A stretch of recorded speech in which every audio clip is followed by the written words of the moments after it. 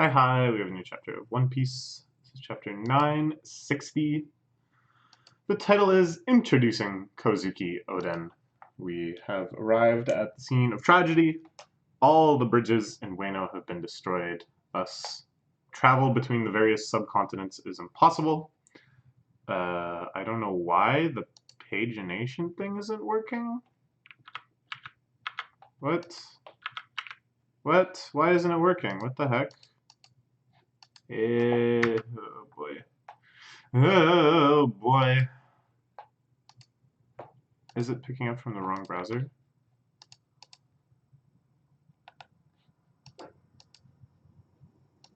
Oh, there we go. Okay. So yeah, there's no travel now between the little subcontinents of Wano. And all of the ships that they prepared for the raid of Onigashima Island have been wrecked.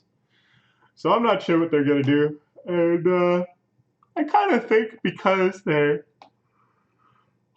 invoked the idea of Jinbei in that last chapter, that Jinbei will be key to the solution. The Fishman pirates may be coming through for everyone, but that's a long ways off. Or not the Fishman pirates, but the Sun pirates. That's still a long ways off because now we have a chapter or a flashback that I'm sure will be about 10 chapters minimum, looking into the life of Kozuki Oden and Wano that was lost. And on our cover page we have Beige on the hunt for Lola, wandering through Dressrosa.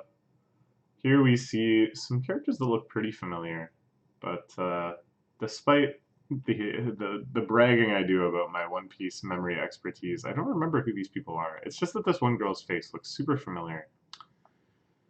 Well, I don't know. In the back, we can see statues of some of the brave heroes of Dressrosa. Lucy there in the middle, Kairos, the immortal gladiator on the right. And then on the left, could that be the god Usopp? Could it really be? Can his features even be contained like this in stone? Is he not so transcendent that any representation of him is just an insult? But I believe it is. Alright. Lush, deep forests as far as the eye can see, where flowers and plants grow thick and verdant. From the pure coursing river leading to the crystal blue sea. This is a story of Wano from the time when life was still abundant. Okay. So I've been talking about how I really want to see after Kaido is beaten or beaten away or whatever the heck is going to happen once we get back to the raid, that we return and see Wano triumphant, that we see Wano flourishing, that we see the happy Wano of everyone's collective memory, but the richest of people in Wano know it for their present. But I guess that's kind of unrealistic. The land has been severely polluted and environmentally devastated, so that even if these great evils are expunged, we still have decades before it returns to this state. This is maybe the only chance we're going to get to see what Wano was truly like. And it's beautiful, isn't it? Look at that. The fish, those flowing rivers, those cute deer and boar. Yeah, it's true. I saw it. The mountain was moving. Ready for my life from a moving mountain just now. It's groaning at us. So this is some tea house by the Cape. It's Miss Tsuru. Tsu, but only for you. The truth is, we finally got the legendary animal we've been looking for. It took us an entire year of searching. Ooh, a beautiful white boar. If this boar to the capital, we could get a whole platinum from it. Whoa, 1 platinum coin, that's enough to build a gorgeous home. So this is the same Otsuru that we know in the present, right? I would think. Kudokama boss wants the legendary whiteboard to display inside his palace for all to see. Oh. So she disapproves. She thinks that this animal is truly sacred, an agent of the god, and that displaying it like a sideshow for this guy's palace is an abomination. But I don't know, it's like kind of introducing these themes of environmental corruption, but in such a small scale, modest form. Ooh, someone's rummaging through the money. Kinemon, whoa, yeah, this is Kinemon still the punk before they got married, before he became a respected samurai, well before he leapt 20 years into the future. Kinemon, just a street punk before Odin straightened him out. Brother in spirit needs some cash. He gambled it all away. Oh boy. Next time you steal from me, I collect what's mine by selling your organs. I like this. I like this. And I also like that by seeing these sides of these characters, by seeing their sordid past, it explains a lot of their quirks and stuff in a way that I find quite human, quite satisfyingly human, right? Like, Kinemon was respected, a browed warrior, someone who had self-control and duty above all. And yet he at moments was very perverse, very easily distracted, very silly and unfocused. And it's like this side of him, that he never really truly grew out of, even though he became such an excellent person. I don't know. Now we're getting to see it in full blast.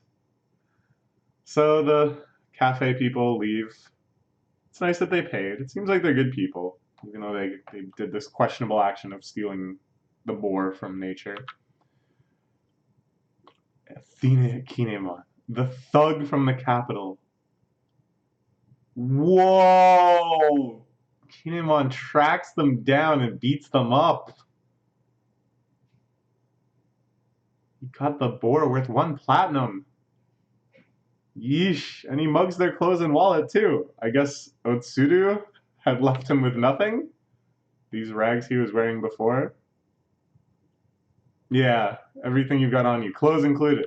So I guess he probably took the sword from the bandits. Seems that Lord Odin has no talent for sailing. He's attempted to break our laws and sail to sea, I believe this is 38 times now. So this is after we've gotten the borders of Wano have closed. They're not affiliated with the world government. That's been going back since, I think, the founding of the world government. And this total policy of complete isolation from the rest of the world.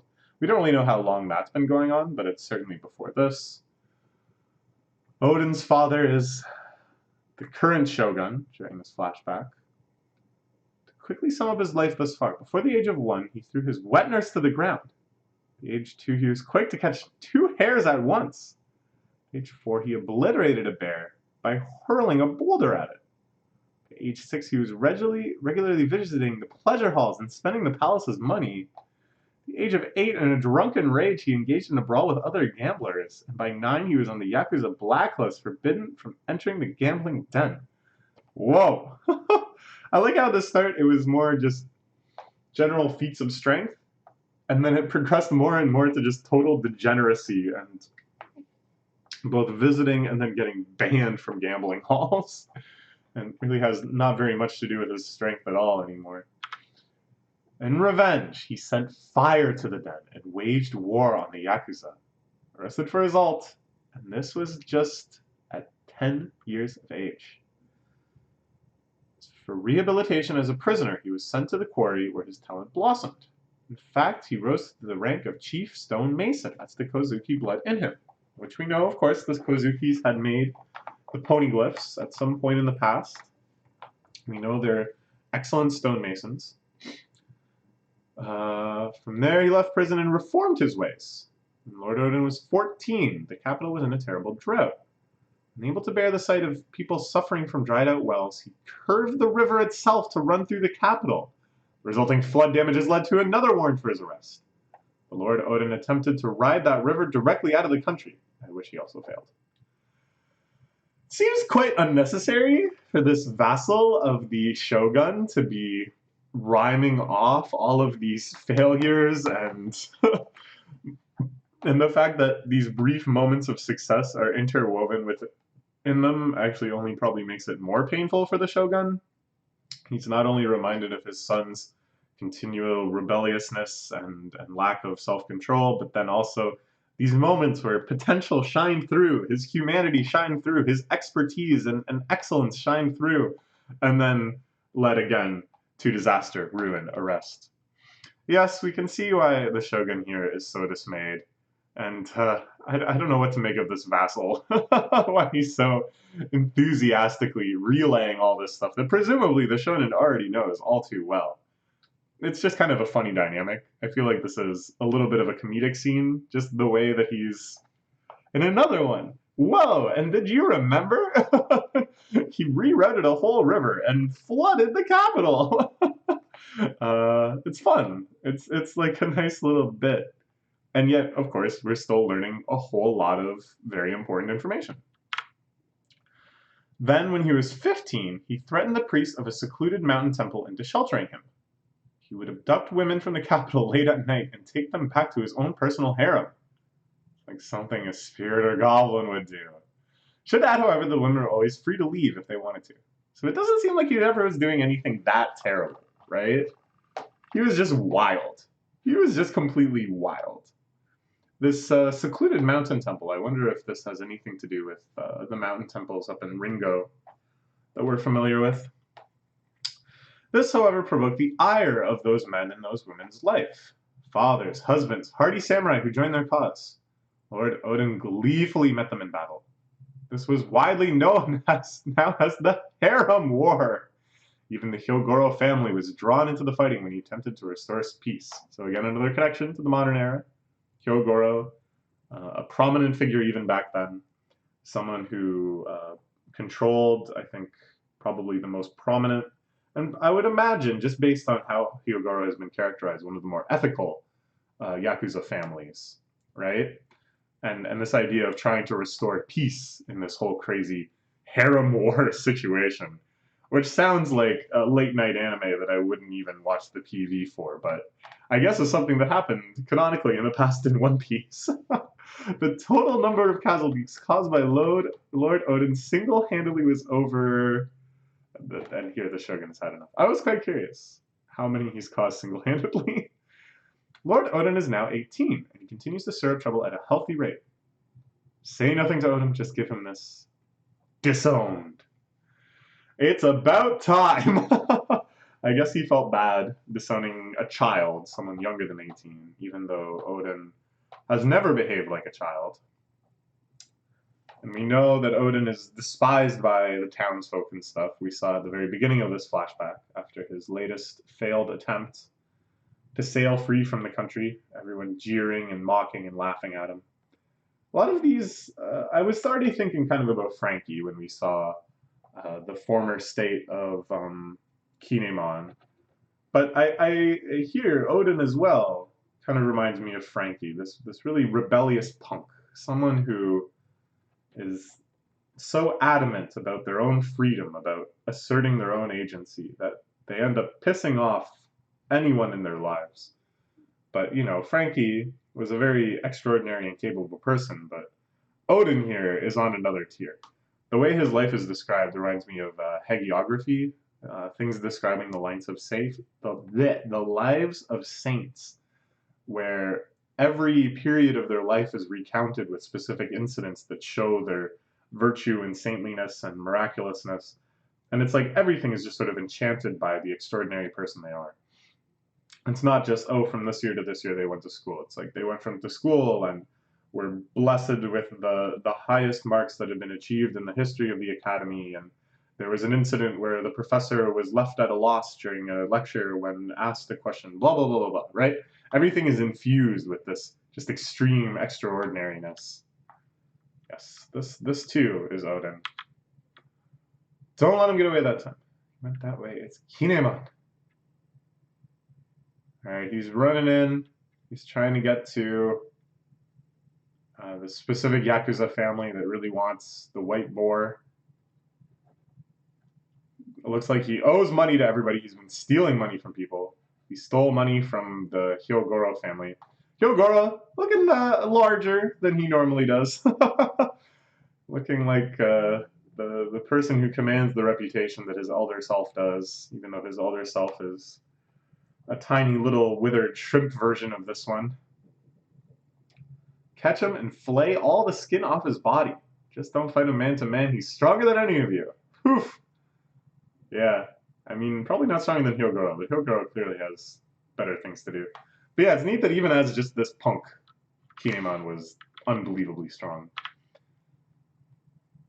Bought the wrong pot. That kind of cost you 60 silver. Whoa, what the heck? What kind of scam is this?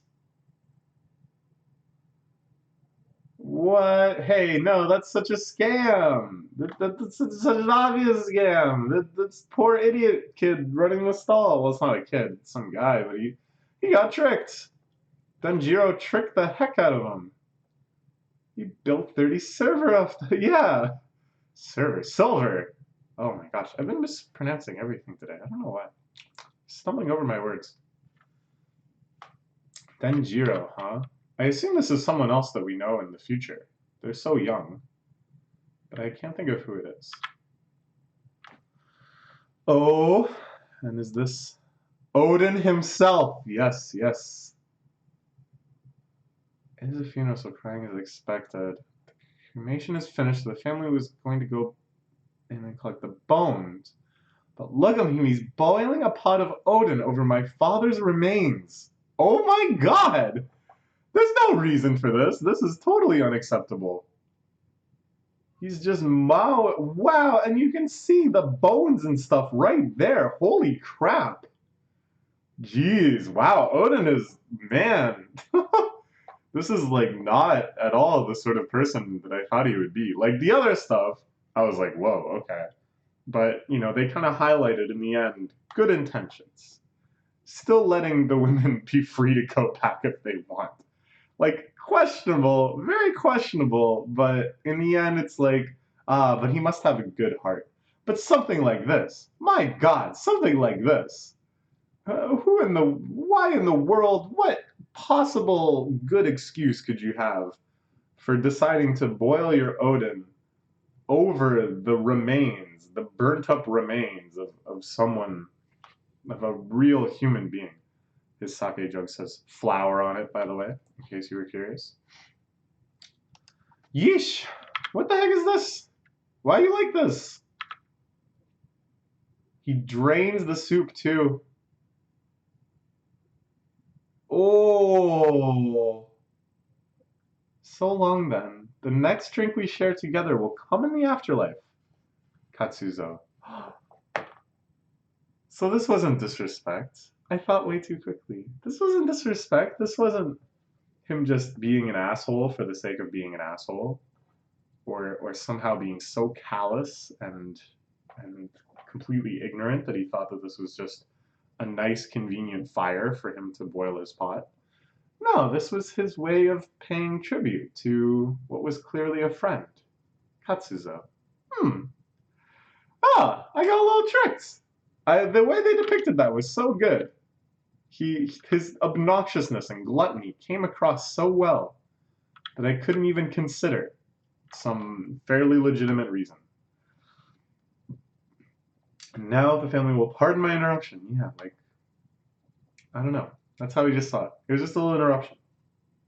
Sorry, he never explains himself.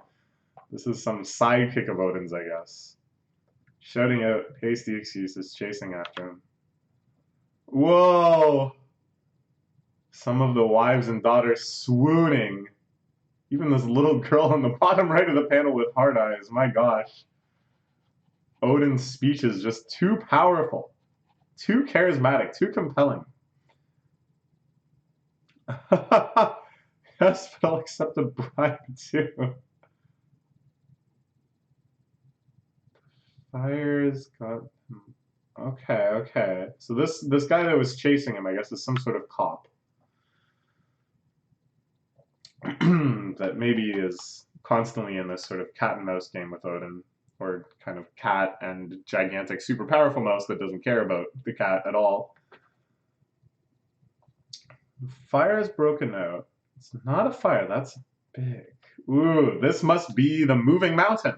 This must be the mountain god that was chasing those bandits that stole the boar, kidnapped the boar, captured the boar, whatever, and is now followed via Kinemon, the boar, all the way to the capital. That's what I'm thinking. Do you know what that is, Keen? Should be carrying that thing around. Don't you think the Kurokoma boss is going to use it to destroy the Hyogoro family? Remember that piglet has found the Adelboar sphere to come charging.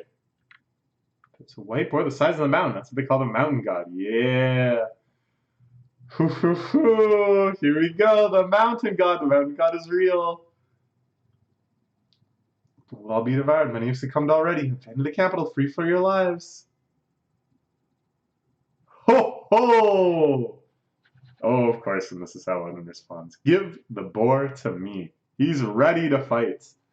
I was hoping we'd see a nice big shot of the boar itself feasting on a building, but I guess they're saving that for next chapter. Because this is indeed the end of the chapter. A good chapter it was. We're getting right into this flashback. Catching us up with Odin's life all the way up until now in his 18th year.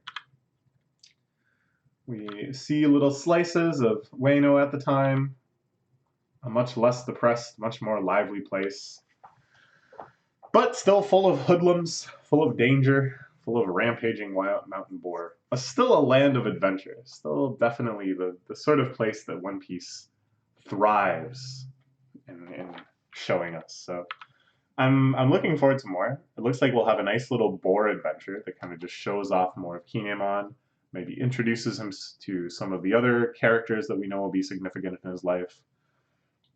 And then we'll get into, I assume we're going to see a lot of his actual journey that he ends up hooking up with Roger. I assume maybe the flashback will end before then. But if we get some Roger action out of this flashback too, I'm all for it. Yeah, good times. Let's look forward to more. See you next week. Bye-bye.